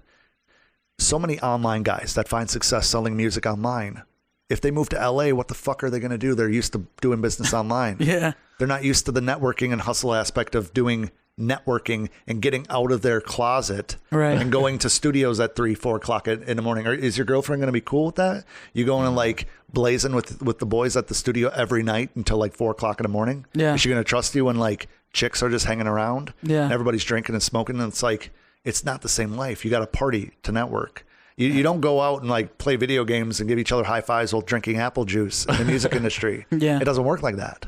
So you can move to LA, but you got to completely change the way you've been hustling and the way your lifestyle. Yeah. So if you're making money online and you're good at it and you become kind of a maverick of bringing people in through inbound marketing, through understanding how to build a brand. Right. Brands are offering you $500 to do a product review on something that also costs $1,500 that you wanted to buy, but they're sending it to you for free. Why would you want to move to a place that's completely foreign to chase placements? Yeah. So like, I mean, it's not my thing, but anyway, the only story that I really have is something I share once in a while. And it's about the artist who I was working with directly when I first started making money with music. Yeah. And we put out a couple mixtapes, and that was even kind of a sham because he told me he was going to pay me because he was releasing an album. And then like a week before the album was dropping, he's like, "Oh, bro," and this is not at all how they sound or what they said, but "Oh, bro, we're going to actually just do a mixtape and drop it to the people for free, build up hype, get some radio interviews and stuff." I'm like, well, free doesn't pay my bills when you promised me X amount. You know what I mean? Yeah. I've given you, 2 dozen beats to choose from that nobody else has had But access Adam, you're to. going to get exposure, man. Oh, I can get more exposure. I'll pay you an exposure. I get more exposure sitting here waving out a window of some sort. Like it's bad. It's the full circle of it came to where the manager of this particular artist had sent me an award, and the award was to thank me for working on the mixtape that they gave away for free. So now they're investing money to thank people for not paying them. That's how I took it. Damn. Easy. And the award, the plaque of the award was like, you ever get like a 4th place trophy? You're not good enough for a real trophy, so you get a wood plaque with like a metal piece on it. I've never gotten one. I've never been on any teams. those. Yeah, no, well, I mean, you'd only get I've first seen place. them. I've seen them. Yeah, I we only can get Google first search it place. real quick. Well, he sends me this plaque, and I appreciate it. I'm appreciative, but I'm also inquisitive. So the plaque, the wood part and the metal part that was affixed to it weren't straight. It was crooked. So no matter how I mounted it on the wall, it would look crooked. Yeah. So I text him, I'm like, "Yo, I appreciate this plaque. But it's crooked. By chance, did you look at these before you sent them out?" Excuse me. I said, because this thing is crooked, and no matter how I hang it on the wall, either the plaque is crooked itself or the mount, the artwork on it's crooked. Like a plaque that came out of Cracker Jack box. This guy came at me. He yelled at. He called me. He called me and he yelled at me like I was his kid, and I just crayoned all over his wall or something. Like he was. It was like the phone was in his mouth. Yeah. And he was like, all I got out of the entire call was he called me a white twerp, and that he better not see me, and that something about killing my mother. Whoa. Which this is the reason that I share this story, because he went way too far. That's way too far. He was so upset that I wasn't appreciative for something that he spent money on when he owed me money. Well, it just was mind blowing, and it made me realize, because this is the same individual who was we'd meet up occasionally in person to talk about music and stuff, and he really went out on a limb by buying me Panera like twice. Shout out to him for spending $16. Like I really owed him. So like don't value the producer at all. And the thing about it was, I'm obviously a white guy, if you couldn't tell. Yeah. And you know, they would Not always just the lighting. I know. I'm like translucent. I'm happy you didn't turn these dim things that on. light, bro. Yeah, exactly. But he would always say things like, you know, I'm so happy that we're coming together and that, you know, you have soul and we're able to have diversity in these productions and stuff like that. And, you know, I felt good about it. He was a man of the Lord and would always, you know, this and that. Damn. And then as soon as I told him his plaque was whack, like he went off the chain and he started yelling at me on the phone and it was just bad, man. And then the artist hit me up and was like, yo, what's going on, man? I told him, I'm like, dude, the issue is the artist was so talented and his manager is going to keep him from ever having success because his manager wants to live vicariously through him. Yeah. He wants to do his music videos. He wants to do his production and his mixing and all this stuff. And I get it, being supportive of your boy. Yeah. But you are keeping your boy from ever having a record deal. Now this guy's probably like 35 or 40. That's the train has left the station. That's one of the things that we actually just talked about with the gym owners that we had in here. Yeah. One of the most important things about being somebody that's successful is knowing how to delegate. That's right. You delegate different roles to different people who have those strengths. Yeah. You know, just because you can do everything doesn't mean you should do everything, right? Yep. Yeah. You should focus on the things that you're better at. 100%. You have to focus on your strengths and kind of get away from your weaknesses because as you grow older, you don't have the time to get really good at your weaknesses. Yeah. And it's so much more valuable time. It's the time-money ratio that I talk about all the time, but it's either you have the time to do it or you have the money to pay somebody to do it. Yeah. You usually don't have both. If you do have both, you're like in a very good position. Yeah. Damn, that's crazy, man. Thread, wow. Yeah. I'm pretty sure. My mom. My mom's very sweet. Yeah, man, that's all the thing. on a plaque. Yeah, on a plaque. That's crazy. A plaque People to celebrate a free mixtape that did nothing. You said, bro, your plaque was crooked. Yeah. Did you get these out? Yeah. Yes. Much respect to them. Like that artist, like I said, is super talented. Real quick, do you still have that plaque? No, I threw it away. Damn it. I wanted to see it. Yeah, I should have kept it. But yeah, nice. I threw that away. What was I going to do with it? Crooked. It was crooked. Yeah, I guess you're right. Yeah, I literally put a nail in the wall, and I was like, "There's nothing I can do. Nothing I can do here." Yeah. So yeah. Okay, so having done so many things in your professional career, like what would you say has been the most challenging experience, whether it's music or it's another venture? What have you found to be the most challenging experience and has taught you something? So in 2016, in July of 2016, I launched a clothing line called Just Be, and it was all about the premise of just be yourself. Yeah. Be authentic, really harness who you are, and don't try to compare yourself. I have a friend who had some pictures up on Facebook, a really close friend of mine. He's like a brother to me. And some pictures up on Facebook of him and his kids in the ocean. And he had a t-shirt on. And I'm like, why are you wearing a t-shirt, bro? He's like, oh, I've gained some weight. And I'm like, okay. But I'm like, that really triggered something in me to say, you're enjoying the ocean with your kids and you're afraid to take your shirt off because of how society has painted the picture through advertising, through Instagram, through all these different things. Because I'm sure there's not a bunch of ripped motherfuckers on the beach that doesn't exist. Yeah. I mean, maybe on TV, but when you go to the beach, there's not a whole lot of ripped guys. Unless it's like spring break or something. You know what I mean? Yeah. Like just that overtan dude. Right. With the really dark nipples. Yeah. His name's Clint. Yeah. His hair's bleached for some reason. Yeah, I don't know why. Yep. And it's not even like good. It's like the sun actually did it. He's outside so much. But no, so my buddy, and that, I didn't go into like, any type of motivational thing with them, like, oh, you should embrace yourself. But I was just like, I need to make a clothing line that isn't just for super ripped dudes, but I want it to be like a lifestyle fitness brand. And the passion behind that was good. And the intention was great. But then I realized that you can't please everyone. I came out with a ton of different, my clothing went all the way up to 4X. And the other athletic companies, they're not going up that high. But then I realized that the cut for like a smaller, medium, and large person doesn't necessarily match what needs to be in place for a 2XL, 3XL, 4XL. And I have a lot of big friends. So I'm taking feedback from them and I'm tailoring the shirts and the pants and stuff for them. And then the slimmer people aren't happy. So I'm like, that makes sense why fitness brands are so niche. Right. So I was doing all the order fulfillment myself. I was hand sewing on all that. I still do. I hand sew on all the hem tags myself in front of a brother sewing machine, doing everything myself. That's tight. I've manufactured overseas. I've done screen printing here, taking care of all the logistics of it. That's the most valuable aspect of this entire business, is understanding the physical product business and how to deal with manufacturers, how to package, because the perception of it's big. Like, I spent not a ton of money, but I spent enough money on my mailers and the hang tags and like everything to give a person a professional experience from a guy fulfilling orders from a garage or a spare bedroom.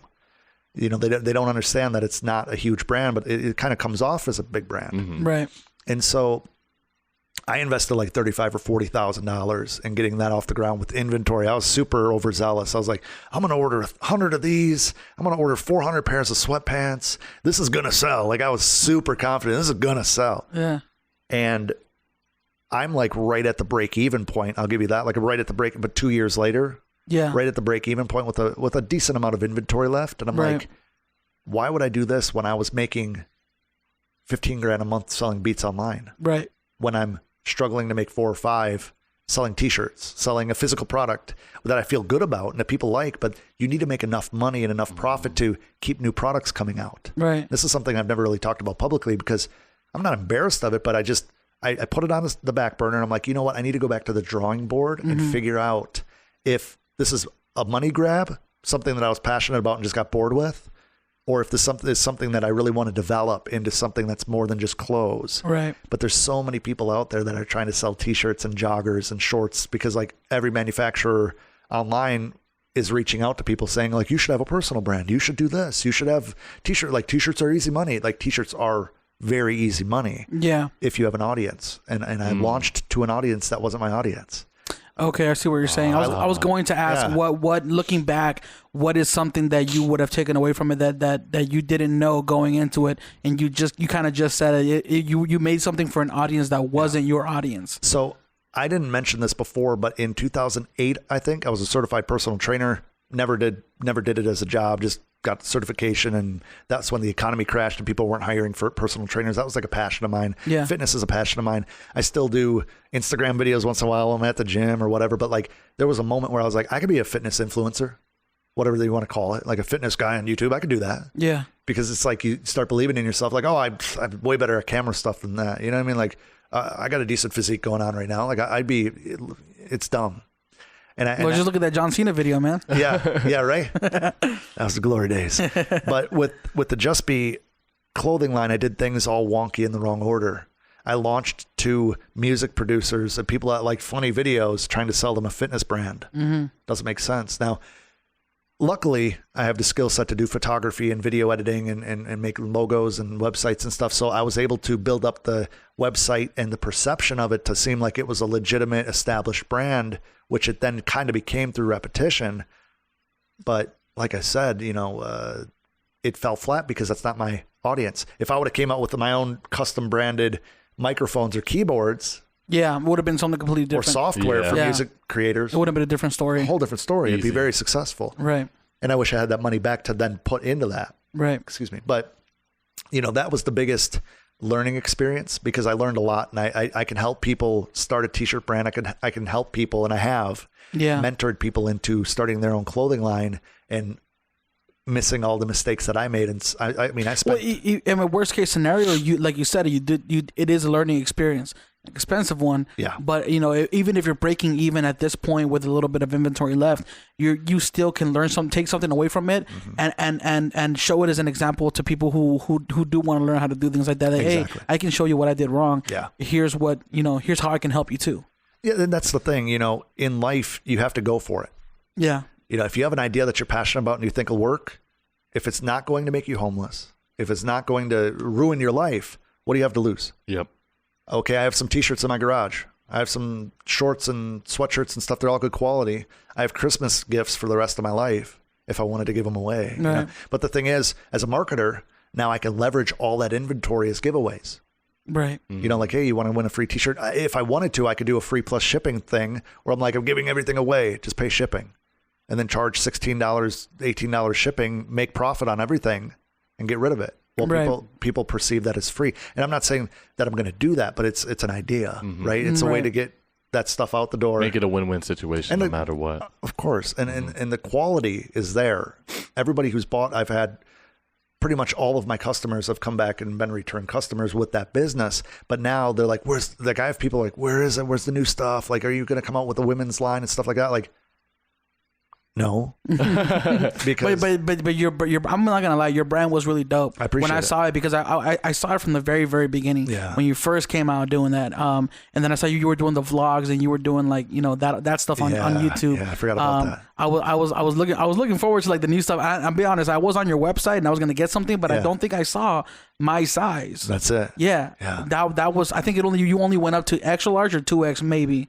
In the shorts, in the bottoms, like the shorts and joggers, I only went up to a certain size because when it gets to a certain size, scaling becomes completely different. A cut for a smaller medium is not the same cut, even if you make it bigger.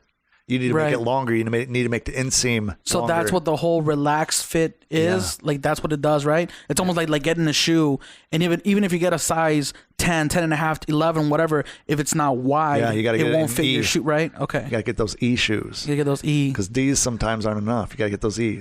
Gotta get those E's. Those E's. But that was a learning experience for me. I appreciate everything I learned, and I appreciate all my customers, and I still have it. I've in fact, I have some buddies that are in the fitness space. They're like, yo, I want to help you with that. Like, just let me, I don't even need money. Just like help me or let me build the brand back up. Yeah. And I'll, here's some free stuff. Rock it. Take That'd pictures. be really cool because the brand is really cool, man. The logo is really nice. The website was clean. Like, I appreciate it, man. I think you definitely, even if it's not you, and this goes back to the whole delegating position, if you can delegate it to somebody who can do something with it, I feel like you should, because that I mean, even the intention behind why you created it was pure, man. It was not a money grab. It was something that you said inspired you by something that happened with your friend. Yeah. The intention is pure. It just maybe for your position and what you're doing in your life doesn't necessarily mean you have to do it. You know what I mean? Yeah. At the end of the day, it's time. Yeah, exactly. Exactly. The Sell Music Masterclass, basic math, if I'm charging $700 per head and I get 200 people, 300 people at a time, math. Yeah. Compared to 2 years of doing a t-shirt business for $35,000, $40,000. Right. So it really is where my passion lies versus where my time is spent. So if I'm getting more fulfillment, helping people build a career up, and maybe I shift gears in a couple of years and I teach people how to do video marketing. Right. I teach people how to just be an overall creative. I teach, start a YouTube channel. Like, there's so many different ideas that I can be impactful with the education side. And I feel like I'm well spoken enough, and ironically enough, because I was never good in high school. But my skill set really garners being able to do educational content. And I feel like I can really reach people that way. Right. Some people become successful because they're a cool guy. Everything they do is cool. I want to be the guy that's just helpful. So if I could be helpful in any niche, whether it be telling people how not to fail a t-shirt brand, right, telling people how to make music or make money with their music, how to build a successful YouTube channel that'll pay them. Even, people underestimate the power of an extra $500 a month.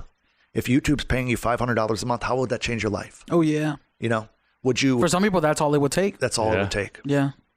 Damn, dude, that's. I appreciate you sharing that story, man. That's really dope, and I think our viewers, listeners are gonna take away a lot from that. I don't know if you know, but one of our one of the guys that we had on our podcast, Angelo, he actually he knows about you, and I think he follows you, and he's a really big fan of yours. He's man. super talented too, man. Yeah, for sure, man. Really dope. One of the last questions I actually had for you was, because I think we're kind of running low on time here. How doing so much as much as you do, how do you balance your professional life and your work life and your personal life? Sure. So when you love what you do, that is your personal life. Point blank. Okay. When you love editing videos, when you love being helpful to others, when you love making music, how is that not your personal life? Right. My girl, when I met my girl, she knows I love making music. She knows that I love doing marketing things. Right. She knows that I love ripping apart product placements and TV shows and ripping apart all the marketing. Like, that's me. So you're from the train of thought that if you're working, this is gonna sound cheesy because it's been oversaid. Yeah. But if you love what you do, you never work a day in your life, right? I don't believe that at all. You don't believe that? No. Okay. Because work is different than loving what you do. But when you love what you do, the work is a flow. and it becomes part of your life. Like, for instance, if you like playing video games and you also like carpentry, well, if you're a carpenter by day and you have to go away from what you love to do video games, that's two separate passions. Right. That's a break from the reality of what you're doing professionally. When I'm making music and helping people marketing, and that's my thing, that is my life. I don't have to step away from that. If I'm answering comments via email, if I'm answering DMs, that's not me at work. That's me living my life. You get what I'm saying? Yeah. I'm not sitting down and watching Netflix to escape that. Right. It's a part of it. Right. So when you can incorporate the flow, there's no work-life balance. When you can bring somebody into your life, whether it's your kids, whether it's a family member, whether it's your romantic situation, a boyfriend, girlfriend, husband, like whatever. Yeah. If they understand who you are, it's no different than you liking, I'm not saying you like, but let's say you do like video games. Mm-hmm. Let's say you do like going and playing collegiate baseball, or like, not collegiate, but you have an amateur league around town that you go play kickball on the weekends. Like, that is part of your life. Right. Right. So the work-life balance thing, I feel like, is when work is so stressful and it feels like a job, you have to separate that and have a distraction somewhere else. Yeah. But if it's just part of your life, it is your life. Yep. Because I'm not trying to be all philosophical. No, that's deep, man. I've never thought about it that way, to be honest. I mean, I just meant it as more like because like I love my family. Sure. But I feel like sometimes because of the amount of work that I work, but it's really my life, right? Me doing photography, me doing videos and this and that. That's things that I love doing. That's my passion. That's what I love doing. But they take away from the time that I spent with my personal family, because they're now from that school of thought of like, oh, go shoot your videos, because Well, that's a scheduling problem. That's a priorities, and then that's an organizational problem. That's not a balance problem. Okay. If you schedule, for instance, if you're really on your shit, and you wake up at 7 o'clock every day, do you have it scheduled that you're going to get up, take a shower, and make breakfast, or you just get that done eventually because you have an appointment at like 10? Mm-hmm. A lot of people don't have it scheduled because they think normal daily tasks are a given. You have to do them. But if you don't, there's I think it's called the Polito's principle, something like that. Polito's might be a pizza place too, something like that. Sounds like a pizza place. Yeah, it is. It is up in Wisconsin. But there's a principle to where you will get a task done in the amount of time in which you allot to do that task. Right. So if I give something 15 minutes, hard 15 minutes, like say, I'm gonna be way more efficient and get it done in 15 minutes. That laser focus. Right. If I give myself an hour to answer emails, rather than 15 minutes, I could probably get through more emails in 15 and 30 minutes than I would an hour, because you're more focused on it. Because you can lollygag in between. Oh, yeah, I'm going to answer emails between 8 and 9 a.m. Well, I have until 9. Well, it's 8:30. I still have a few minutes. Mm-hmm. But if everything's scheduled, for instance, if you want to go to the gym in the morning, so many people say, oh, I don't have time to work out. Well, you do. Yeah. You're just not making time to work out. Oh, yeah, 100%. If I wake up at 7 o'clock and keep myself accountable to that, and then I go shower, and then I'm like, you know what? I'm going to shower. And I'm not saying you have to have every 5 minutes scheduled, but let's say I get up at 7, showered, dressed by 7:30. Then from 7:30 to 8, I make breakfast, eat it. I can watch TV, whatever I want to do, because that's my breakfast time. Mm-hmm. And then at 8 o'clock, I leave for the gym. I'm back by 8:45. At 8:45 to 9 o'clock, I'm not doing shit. From 9 o'clock till 9:30, I'm answering emails. From 9:30 to 9:45, not doing shit. Like, you can inject a whole bunch of not doing shit things to give people time to do things. Like, there's a whole bunch of times I'll be working on emails, I'll be working on curriculum, I'll be writing, and then I literally say, okay, from 6 o'clock till 8:30, I'm going to watch Netflix with my girl. I'm going to cook with her. We're going to go get some food. And she was that was new to her at first. But then she realized that I have to allot my time to things that are important to me, and she's important to me, not the other way around. So many people will look at it like, oh, you got to schedule me in. I'm scheduling you in because you're fucking important to me. Yeah, that's real. Right. And so when you can do that and then step away and say, okay, hey, babe, this was a lot of fun. I'm glad that we got to spend time together. I'm going to go do some work, and I'm going to be done by 11 o'clock because I'm going to make a hard stop for you and me. Right?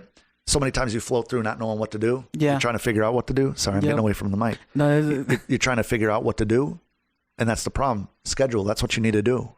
And so that's how you work your family in. That's how you work. Now, granted, you can give yourself a whole day off. Yep. You could say Sundays I don't work. Tuesdays I don't work.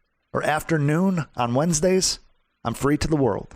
That's when you do the spontaneous shit that you want to do. Right. That's when, you know that your family's always over at your mom's house on Wednesdays. So you say, you know what, at 3 o'clock, I'm done. I'm going to go over to my mom's house the rest of the day. That's when you play with your nieces and nephews. That's when you catch up with your brother. Schedule phone calls.